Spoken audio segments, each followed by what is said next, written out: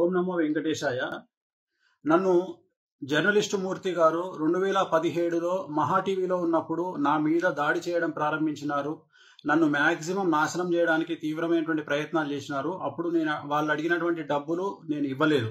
ఇవ్వకపోవడం వల్ల చాలా రోజుల తర్వాత గత 8 నెలల నుండి తిరిగి నా మీద జర్నలిస్టు మూర్తి గారి ఆధ్వర్యంలో, వాళ్ళ టీం ఆధ్వర్యంలో దాడులు ప్రారంభించడం జరిగింది. డబ్బులు ఇచ్చి నాకు వ్యతిరేకంగా జ్యోతిష్యులను అలాగే కొంతమంది క్లయింట్ల రూపంలో ఉండే వ్యక్తులను తీసుకొచ్చి నా గురించి టీవీల్లో డిబేట్లు పెట్టి నా గురించి చెడు ప్రచారం చేయడానికి తీవ్రమైనటువంటి ప్రయత్నాలను జర్నలిస్టు మూర్తి గారు చేస్తూ ఉన్నారు. సో ఎంతో మంది కష్టాల బాధల నుండి తొలగించిన నాకు చివరికి నేనే ఒక ఆత్మహత్య చేసుకునేటువంటి మానసికమైన స్థైర్యాన్ని కోల్పోయిన స్థితికి నేను వెళ్ళడం జరిగింది. సో చాలా చాలా చాలా చాలా గత 8 నెలల నుండి సుమారు 15 కేజీల బరువు తగ్గిపోవడం జరిగింది. సో ఇదంతటికి కారణం ఒక వీడియోని మీకు చూపిద్దాం అనుకుంటున్నా. ఆడియో వినాలని కోరుకుంటున్నాను. నువ్వు నాకు మెసేజ్ చేశాక నేను మళ్ళీ మెసేజ్ చేశాను, like you want me to wait అది ఇది అని చెప్తే లేదు ఇక్కడ ఇంకా లేట్ అయ్యేలా ఉంది, ఇది అలా సింపుల్ గా కూర్చొని మాట్లాడుకునే మ్యాటర్ కాదు కదా, మళ్ళీ అందులో ఇంకా ఎందుకు రిస్క్ ఫోన్లో మాట్లాడడం అన్నట్టు నేనైతే మెసేజ్ పాస్ చేశానమ్మా.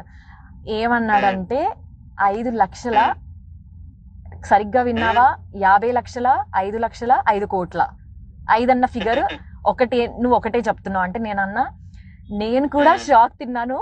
5 అని అన్నాను, గుర్తుందా నీకు? 5 అని చెప్పేసి నువ్వంటున్నావు సిఆర్ అని, నేనంత ఎక్స్పెక్ట్ చేయలేదు 5 సిఆర్ అని. నేను బయటకు రాగానే ఏమన్నాను, అంత అయితే అఫోర్డ్ చేయలేడు అని చెప్పానా? అమర్ ఒక్కటి చెప్పనా, ఈ సోషల్ మీడియా ఈ పోస్టుల కోసం ఆ కోసం ఆయన లైఫ్ స్టైల్ ఏదో బయట పెట్టుకుంటాడు, కానీ అయినది ఇంటర్నల్ గా లైఫ్ స్టైల్ ఏందో నాకు తెలుసు. ఇప్పుడు ఆయన ఎంత బ్రాండెడ్లు వాడి ఎంత షో ఆఫ్ చేసుకున్నా కూడా లోపల లైఫ్ ఏంటిదన్న నాకు తెలుసు కదా. 5 కోట్లు ఎక్కడి నుండి తెచ్చిస్తాడు అమర్? నేను అన్నాను అప్పుడే, నాకు తెలిసి ఇది వర్కౌట్ కాకపోవచ్చు అని చెప్పి. అది మ్యాటర్.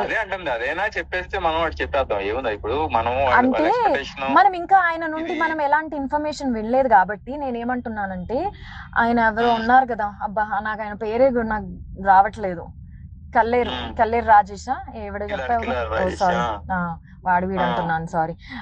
సో ఆయనకి ఈ మెసేజ్ పాస్ చేయలేమా మనము? అంటే అదే వాళ్ళ చిన్న గారు కొంచెం సీరియస్ ఉన్నారంట, తనతో ఇంకా ప్రశాంతంగా మాట్లాడలేదు. నేననేది ఏంటంటే, ఓకే ఇవన్నీ ఓకే గానీ మనము ఇది తెలియకుండా అది గెలికేసి ఇప్పుడు వదిలేసామంటే వాళ్ళు చాలా ప్రెస్టీజ్ తీసుకుంటారు. అది నేను ఇంకా గట్టిగా ఇది అవుతారు. ఇలా టైం వేస్ట్ చేసి నన్ను ఇచ్చేసి వచ్చి కూర్చొని వేరంతా కొట్టకుండా ఇచ్చేసి ఇప్పుడు మేము చేయలేము, ఏం చేసుకుంటావో చేసుకోండి అన్నట్టుగా మాట్లాడతారు. లేదు లేదు, నాకు తెలుసు, నాకు అర్థమైంది ఆ పాయింట్. నేను అందుకే అది అంటున్నా, మళ్ళీ మనం అది పాపం మన హెల్ప్ చేయబోయి ఇంకా దాన్ని ఇరకాటంలో పెట్టలేం కదా అని నేనేమంటానంటే, ఇప్పుడు సార్ వాళ్ళంతా ఇది కాదంట, వాళ్ళకంత ఇది లేదంట, 5 కోట్లు అయితే అఫోర్డ్ చేయలేడు. ఒక మాట చెప్పడానికైనా అది అనేది అది అంటుంది.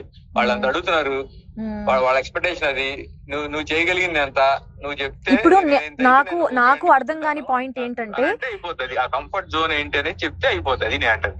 ఇప్పుడు ఆయన 5 కోట్లు అన్నప్పుడు అమర్ ఒక మాట నేను చెప్పనా, ఇప్పుడు అక్కడ ఆయన ఇచ్చిన ఏమంటారు 5 కోట్లు అనే ఫిగర్ ఆయన ఇచ్చాడు.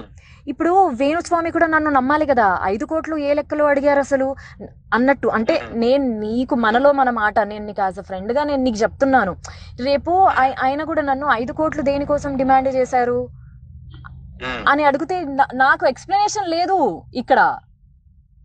నీకు అర్థమైందా నా పాయింట్? ఆయన నా మాటని నమ్ముతాడా అనే క్వశ్చన్ మార్క్ లో నేను ఉన్నాను. ఆ ఫిగర్ వినగానే చూసావుగా నా మైండ్ అంతా బ్లాక్ అయిపోయింది బయటకు రాగానే.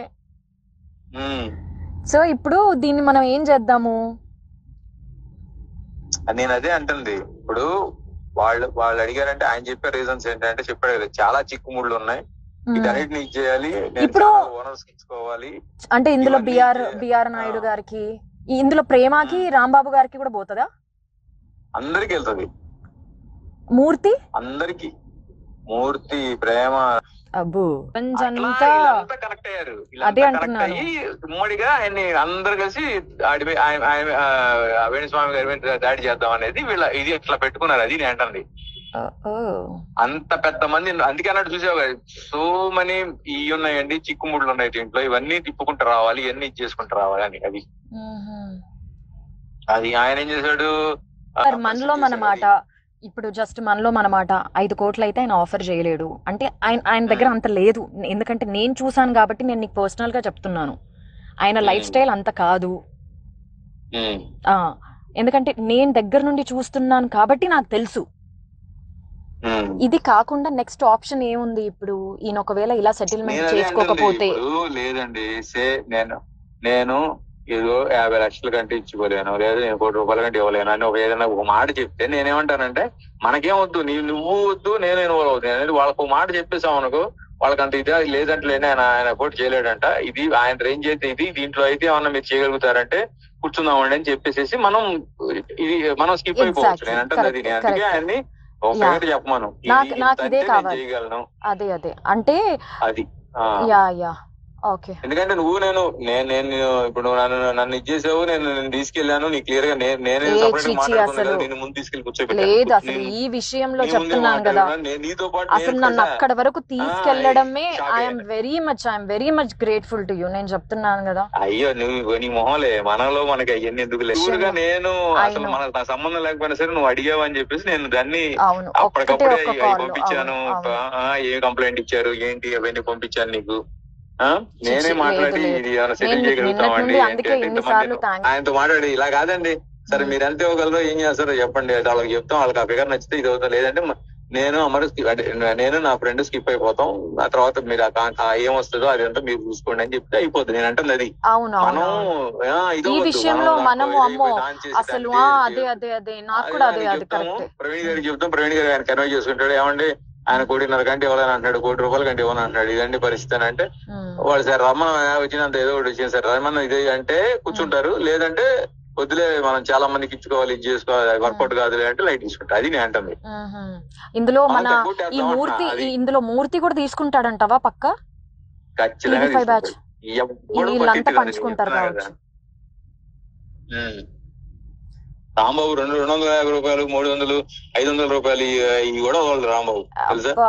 మళ్ళీ ఇలాంటి వాళ్ళకి ఇంత పెద్ద పెద్ద అమౌంట్ చాలా ఎక్కువ కదా మరి.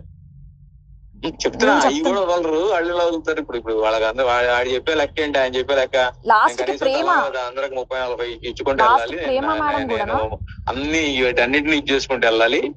ఛానల్ హెడ్లకి నేను చిల్లర ఇట్లాంటివి ఇస్తే వాళ్ళు యాక్సెప్ట్ చేయరు. ఛానల్ హెడ్లు అంటే మళ్ళీ వాళ్ళకి గట్టిగా సమర్పించుకోవాలి, అవన్నీ చేయాలని చెప్పేసి ఆయన దీంట్లో ఇది ఉండలే. కానీ మనం ఎంత చేయగలం, ఎంతవరకు ఎందుకంటే నేను ఎందుకు అడుగుతున్నానంటే దాంట్లో వాళ్ళు చేయగలరా లేదా అనేది చెప్తే అయిపోద్ది అంతే.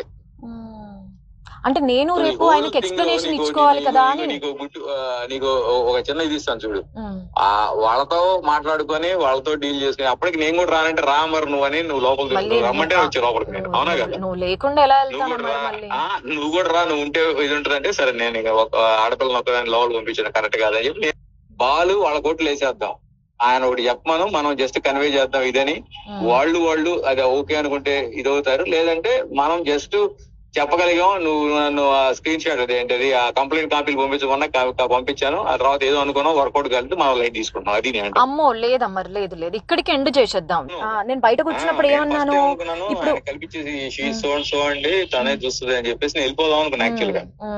బట్ నాకెందుకు నేను తీసుకొచ్చాను, నేను ఉండాలి పక్కన, తన పక్కన ఉండి నేను అది నేను అనేది ఏంటంటే మనకు నువ్వు ఏది చెప్పేసే ఇది ఇవన్నీ ముసుగులో గుద్దులాట్లు కదండి, మాకు వేరే ఇంట్రెస్ట్లు కూడా ఏం లేవు, మీరు చెప్తే అదంతా వాళ్ళకి చెప్తాం, వాళ్ళకు నచ్చితే రమ్మంటే వెళ్ళి కలవండి, లేదంటే అవదని చెప్తారు వాళ్ళు, నేను చెప్పేస్తాను అంతే. ఇంతవరకు అయితే మేము తీసుకుంటామండి. ఇప్పటికే మనం కొంచెం అంటే ఎక్కువే తీసుకుని వెళ్ళాం, అంటే మనం అది ఎక్స్పెక్ట్ చేయలేదు కాబట్టి ఏదో సెటిల్ చేద్దాం అన్నట్టు.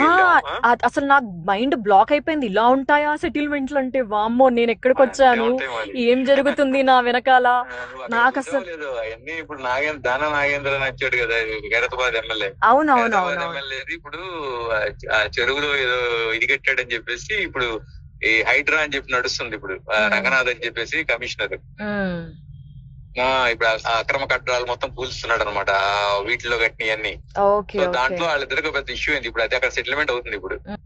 అందుకని జస్ట్ ఎస్సా నోనా లేదంటే స్టిల్ వెయిట్ చేద్దాం, ఇంకా ఏదైనా మాట్లాడాలని ఉంది అంటే నువ్వు మెసేజ్ చాలు నాకు. వీడియో చూశారు కదండి, ఆ ఆడియోలో మాట్లాడింది జర్నలిస్ట్ అమర్ గారు. అతను తెలియని వాళ్ళు ఎవరు లేరు. వీరు సీనియర్ జర్నలిస్ట్ అమర్ గారు కాదండి, ఇతను జూనియర్, మూర్తి గారి అనుచరుడు. ఇతను TV5 మహా టీవీ అన్నిట్లోనూ పనిచేశాడు. ఇప్పుడు ఎక్కడ చేస్తున్నాడు ఒకటి తెలియదు, ఛానల్లో ఉన్నాడు, జర్నలిస్ట్ అనమాట. సో ఒక జ్యోతిష్కుడికి 5 కోట్లు ఇవ్వమని మమ్మల్ని వారం రోజుల నుంచి మాకు మనశ్శాంతులు లేవు, నేను డల్ అయిపోతే ఇంట్లో వాళ్ళు డల్ అయిపోతారని ఎక్కడికి బలవంతంగా యాక్టివ్ గా ఉన్నాను. ఇద్దామంటే 5 కోట్లు అంటే మాట్లాడండి. నా బంగారం, నా కూతురు బంగారం కూడా అమ్మినా దాంట్లో 5% కూడా రాదండి. ఆఖరికి సూసైడ్ కూడా చేసేసుకుందాం అనుకున్నాను. కాకపోతే సూసైడ్ చేసుకుంటే వీళ్ళు ఎలా క్రియేట్ చేస్తారు తెలుసా? వేణుస్వామి మీద వచ్చిన వాటిని తట్టుకోలేక ఆత్మహత్య చేసుకున్న వీణ శ్రీవాణి అని వేసేస్తారు. నా చావు అలా వృధాగా పోకూడదు. ఈ వీడియో, ఈ ఆడియో బయటకు లీక్ అయిన తర్వాత మాకు ఎలాగో థ్రెట్ ఉంటుంది. వాళ్ళు మమ్మల్ని ఎలాగో చంపేస్తారు. ఆ చంపేసేదేదో వీళ్ళు ఇలాంటి వాళ్ళు అని బయట పెట్టి ఇంకెవరు మా వల్ల ఒక ఇద్దరైనా సరే ఈ బ్లాక్ మెయిల్స్ దీంట్లోంచి, ఇది ఇండైరెక్ట్ మర్డర్ అండి. ఇండైరెక్ట్ మర్డర్ తెలుసా?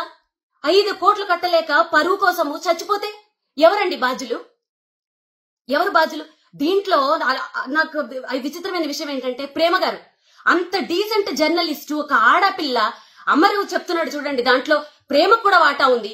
రాంబాబు గారు, TV5 రాంబాబు గారు ప్రతిరోజు నాకు మెసేజ్ పెడతాడు, ఆయనకు కూడా వాటా ఉంది, ఇంకెవరెవరికో వాటాలు ఉన్నాయి అని చెప్తుంటే నా ఫ్యూజులు ఎగిరిపోయాయండి.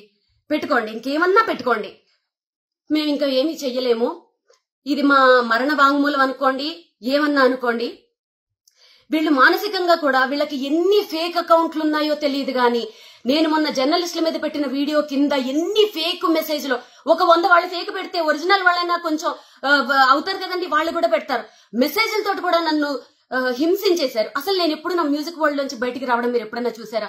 ఎందుకు వచ్చారో అని అడుగుతున్నారు. ఇప్పుడు ఆడియో అర్థమైందా? మా దగ్గర ఇంకా చాలా సాక్ష్యాలు ఉన్నాయి. మా మనిషి కిలారు రాజేష్ అనే వ్యక్తి జూబ్లీ హిల్స్ క్లబ్ లో పెట్టిన మీటింగ్ అది. మా దగ్గర ఇంకా సాక్ష్యాలు ఉన్నాయి. ఆయన సెక్రటరీ జూబ్లీ హిల్స్ క్లబ్ కి, అక్కడ పెట్టిన మీటింగ్, అక్కడికి వెళ్ళింది నా పర్సన్. ఇంకా మా దగ్గర చాలా సాక్ష్యాలు ఉన్నాయి. అప్పటి వరకు మమ్మల్ని బతకనిస్తే మేము ఇంకా బయట పెడతాం. ఈ వీడియో చూసిన తర్వాత మాకు జర్నలిస్టులే సపోర్ట్ చేస్తారా, బ్రాహ్మణ సంఘాలే సపోర్ట్ చేస్తాయా, చదువుకున్న వాళ్ళు సపోర్ట్ చేస్తారా, పోలీసులు సపోర్ట్ చేస్తారా, లాయర్లు సపోర్ట్ చేస్తారా?